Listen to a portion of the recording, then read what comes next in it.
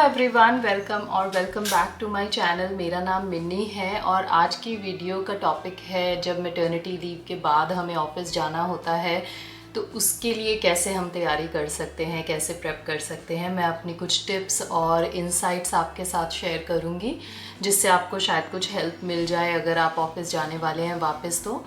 और मैं अपने बारे में बता दूं, मैं जहाँ रहती हूँ वहाँ पर 18 मंथ्स तक की मैटरनिटी लीव मिल सकती है और मैंने पूरी लीव ली थी।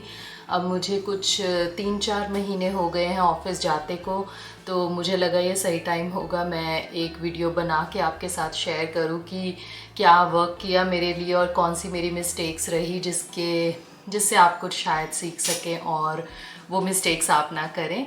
तो उसी के बारे में ये वीडियो है, तो लेट्स स्टार्ट दिस वीडियो।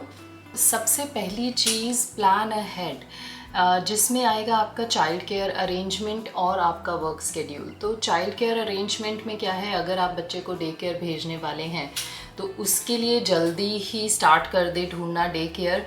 मैंने काफ़ी जल्दी किया था, उसके बाद भी वेटिंग लिस्ट में मेरा नंबर तब आया जब मेरी बेटी 18 मंथ्स की थी, तो इसलिए मुझे पूरी लीव लेनी पड़ी। मैंने यहाँ पर कुछ ऐसे कपल्स भी देखे हैं जो कि अभी प्रेगनेंसी फेज़ में हैं और वो वेटिंग लिस्ट पे जा चुके हैं डे केयर्स की। तो डिपेंड कि आपके एरिया में कैसी वेटिंग लिस्ट हैं, कितना आपको वेट करना पड़ता है डे केयर के लिए, उस हिसाब से आप जल्दी स्टार्ट करें। एक अच्छा डे केयर ढूंढना बहुत बड़ा टास्क है क्योंकि उसमें बहुत सारी चीज़ें आपको देखनी होती हैं बच्चे के अकॉर्डिंग कि क्या सूट करेगा आपके बच्चे को या नहीं। तो इसलिए बहुत जल्दी डे केयर देखना शुरू कर दें ताकि आपके ऑफिस जाने से पहले बच्चा डे केयर में एडजस्ट हो जाए और आपको उस वक्त प्रॉब्लम ना आए।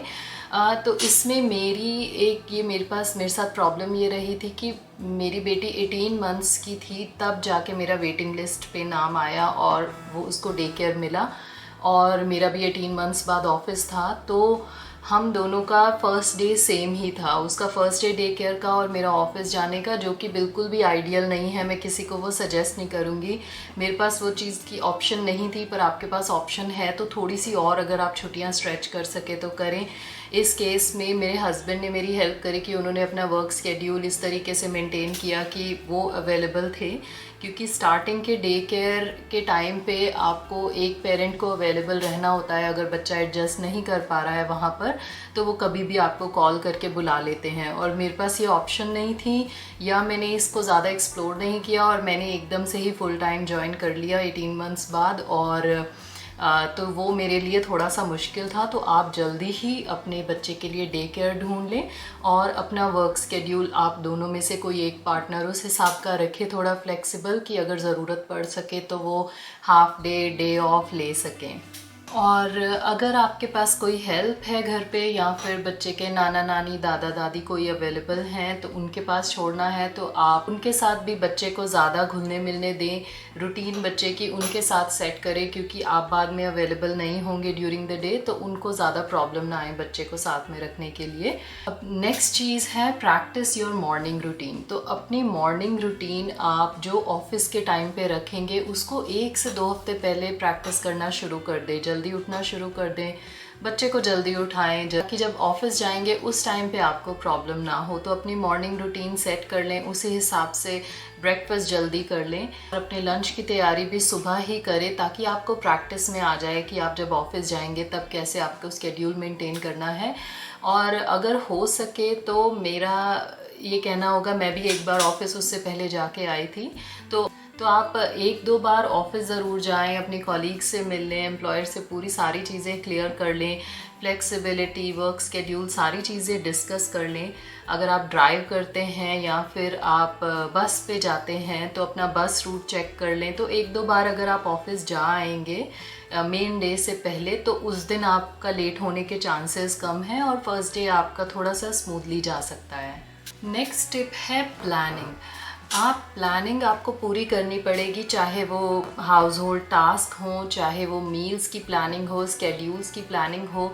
तो उस टाइम तक वेट ना करें, उससे पहले ही 2-4 हफ्ते पहले ही अपनी वीकली मील प्लानिंग शुरू कर दें ताकि आपको उस टाइम पे प्रॉब्लम ना आए जब आप ऑफिस जाने वाले हैं। और मील प्लानिंग में क्या है, आपको बहुत ज़्यादा आपका टाइम सेव हो जाता है। उसमें आपको हर रोज़ ये चिंता नहीं करनी होती कि अब क्या बनाना है। आपके पास एक सेट मेन्यू होता है और उसी को फॉलो करके आप अपने सारे काम करते हैं। अपने घर के कामों को भी डिवाइड कर लें, अपने पार्टनर की पूरी हेल्प लें। अगर आपके पास कोई सपोर्ट सिस्टम है, फ्रेंड्स हैं, फैमिली है, तो उनकी हेल्प लें, उनसे सारा कुछ खुद करने की कोशिश ना करें, जो कि कभी कभी हम गलती करते हैं। ये तो मेरी भी ये गलती होती है, लेकिन आप ये चीज़ ना करें। इससे कुछ फ़ायदा नहीं होता, बल्कि आप खुद ही ड्रेन होते हैं। तो इसलिए सारी प्लानिंग करके चलें कि कब आपको लॉन्ड्री करना है, कब आपको वैक्यूम करना है, कितने दिन आपको कौन सी चीज़ की सफाई करनी है। तो आप वो सारी प्लानिंग अपनी वीकली पहले से करके रखें। इसी के साथ जब हम टाइम सेविंग की बात कर रहे हैं, तो जिस जिस काम में आपका टाइम सेव हो सकता है वो कोशिश करें। जैसे कि मुझे पहले ग्रॉसरी शॉपिंग बहुत अच्छा लगता था करना, और उसमें 1-2 घंटे आराम से चले जाते हैं। पर अब मैं ग्रॉसरी शॉपिंग सिर्फ हफ्ते में एक ही बार जाती हूँ। पहले जब 1-2 दिन बाद कुछ ख़त्म हो जाता था तो हम ग्रॉसरी करने चले जाते थे, पर अब ऐसा नहीं है। मैं कोशिश करती हूँ जो फ्रेश इंग्रेडिएंट्स हैं, जो सब्जियां हैं, जो खुद चूज़ करके लानी होती हैं, सिर्फ वही शॉपिंग के लिए हम खुद जाते हैं। मैं या मेरे हस्बैंड या हम दोनों चल जाते हैं। बाकी शॉपिंग जैसे है जो पैकेट में चीज़ें आती हैं, या दूध है, अंडे हो गए, जिसमें आपको कुछ ऐसा चूज़ नहीं करना, वो आप ऑनलाइन डिलीवरीज भी मंगवा सकते हैं। उससे बहुत टाइम सेव होता है। वो आपको हर चीज़ में ये बात देखनी होगी, जिस जिस काम में आपका टाइम सेव हो सकता है, आप जिस काम को आउटसोर्स कर सकते हैं जो इतना इम्पॉर्टेंट नहीं है, आप उसमें टाइम सेव करने की कोशिश करें और उसको दूसरे कामों में इन्वेस्ट कर सकेंगे। बीबा के डायपर, वाइप्स और कभी कभी क्लोथिंग भी, जो मैं सब ऑनलाइन शॉपिंग करती हूँ। अब मैं इन स्टोर जाके बहुत कम हो गया है शॉपिंग करना, और इससे मेरा बहुत टाइम बचता है। ये चीज़ है स्टार्ट स्लो, जो मेरी एक गलती रही। मुझे ये ऑप्शन पता नहीं थी। मेरे ऑफिस में भी ऑप्शन है। मैंने जब HR को फ़ोन किया तो उन्होंने मुझे पूछा, आप फुल टाइम वापस आना चाहते हैं? मैंने कहा हाँ, फुल टाइम। तो मैंने देखा 1 महीने बाद मुझे पता चला कि बहुत से लोग ग्रेजुअल रिटर्न टू वर्क भी करते हैं। जैसे कि आप पार्ट टाइम ऑफिस जाना शुरू करें, या फिर आप 3 या 4 दिन एक हफ्ते में जाएं, तो वो उससे आपका बहुत अच्छा बैलेंस बना रहता है। वो बहुत फ़ायदा होता है। अगर मेरे पास अभी ऑप्शन हो टू गो बैक, तो मैं वो फर्स्ट मंथ में हाफ टाइम ही चूज़ करूँगी। 3 या 4 दिन हफ्ते में, पूरे 5 दिन मैं चूज़ नहीं करूँगी, क्योंकि उस टाइम मेरे पे बहुत ज़्यादा प्रेशर, बहुत स्ट्रेस आ गया था। तो अगर आपके पास वो ऑप्शन है, उस चीज़ को पूरा एक्सप्लोर करें, पता करें। अपने एम्प्लॉयर से पहले ही एक्सपेक्टेशंस की बात कर लें, अपने स्केड्यूल फ्लेक्सिबिलिटी की बात कर लें। अगर आपके पास ज़्यादा हेल्प नहीं है तो उनसे पहले ही कंफर्म करके रखें कि आप 1-1.5 साल बाद ऑफिस आ रहे हैं। हो सकता है कि आप इतनी देर तक बैठ के काम नहीं कर सकते ऑफिस में, तो आपको जल्दी जाना हो सकता है। तो उनसे वो सारी ऑप्शंस डिस्कस करें। तो इसलिए स्टार्ट स्लो, हो सके तो ये जो ग्रेजुअल रिटर्न ऑफ वर्क है यही चूज़ करें पहले 1-2 महीने के लिए। मुझे जब तक पता चला तब तक हमारी रूटीन सेट हो गई थी, तो इतना कोई फ़र्क नहीं पड़ता अभी। लेकिन पहला 1-2 महीने बहुत ईजी हो सकते हैं अगर आप वो चूज़ करते हैं तो। नेक्स्ट टिप है, be kind to your self and don't compare. हम सबकी लाइफ यूनिक है। आप, आपका बच्चा, आपकी फैमिली, आपकी सिचुएशन, वर्क सिचुएशन, सब कुछ यूनिक है। तो आप किसी से कंपेयर ना करें, क्योंकि उससे आप बहुत डीमोटिवेट हो जाएंगे। कई बार हम सोशल मीडिया पर भी देखते हैं, कुछ लोग बहुत सारा काम खुद ही कर लेते हैं, घर भी, ऑफिस भी, बहुत अच्छे से वर्क लाइफ उनका बैलेंस होता है। पर अगर आपकी सिचुएशन ऐसी नहीं है कि आपसे बैलेंस नहीं हो पा रहा है, तो प्लीज़ उनको देख के ऐसे डीमोटिवेट ना हो, क्योंकि आप ये सोशल मीडिया पे जो सब कुछ सारी चीज़ें देखते हैं वो एकदम 100% सही नहीं होता है। खुद सुपर मॉम, सुपर डैड बनने के चक्कर में खुद को ड्रेन ना करें। जितना आपसे हो पा रहा है उतना ही करें, और ये आपको कॉन्शियसली ये डिसीजंस लेने होंगे। मैं भी इस पे, आई एम नॉट परफेक्ट, कि मैं, ऐसा नहीं है कि मैं ये सब कुछ एक ही साथ फॉलो करती हूँ, लेकिन मैं अपने आप को बार बार रिमाइंड करवाती रहती हूँ कि I am doing my best. जब तक आपकी इंटेंशंस सही हैं तब तक आपको कुछ चिंता करने की ज़रूरत नहीं होती। और जो एक मॉम गिल्ट है वो आपको रहेगा ही, उसका कोई सिल्यूशन मुझे नहीं लगता है। कि जब मैं 18 मंथ्स तक भी घर पे थी तब भी मुझे कभी कभी मॉम गिल्ट ऐसा होता था कि एम आई डूइंग इनफ, कि मैं सही कर रही हूँ अपने बच्चे के लिए, अपनी फैमिली के लिए, मैं ऐसे टाइम वेस्ट तो नहीं कर रही हूँ, मतलब जो टाइम मुझे एंजॉय करना चाहिए मैं उसमें स्ट्रेस कर रही हूँ, ऐसा कभी हो जाता है। और अब जब मैं ऑफिस जा रही हूँ तब भी कभी कभी मॉम गिल्ट ऐसे होता है, तो उसमें आप कुछ कर नहीं सकते, तो इसलिए उसका स्ट्रेस लेके कोई फ़ायदा नहीं है, उसका कोई सोल्यूशन नहीं है। So there is nothing you can do about it. तो इसलिए उसकी चिंता मत करें और अपने ऊपर इतना प्रेशर ना डालें, अपने आप के साथ थोड़ा सा काइंड रहें, अपने आप को टाइम दें सेटल होने का चीज़ों में, और just don't compare your self to others. सबसे इम्पॉर्टेंट चीज़ इसमें ये है, प्रायोरिटाइज़ योर सेल्फ। तो आपको वैसे तो हमेशा ही करना चाहिए, लेकिन जब आप एक मदर या फादर हैं तो आपको अपनी हेल्थ पे बहुत ज़्यादा फोकस करना होगा। अगर आप खुद सही रहते हैं मेंटली फिज़िकली, तभी आप अपने परिवार का ध्यान रख पाएंगे ना। तो इसलिए आप अपने जो भी ब्लड वर्क हैं, स्कैन हैं, अपनी फ़िज़िकल हेल्थ का अच्छे से ध्यान रखें। सारी चीज़ें अप टू डेट होना चाहिए।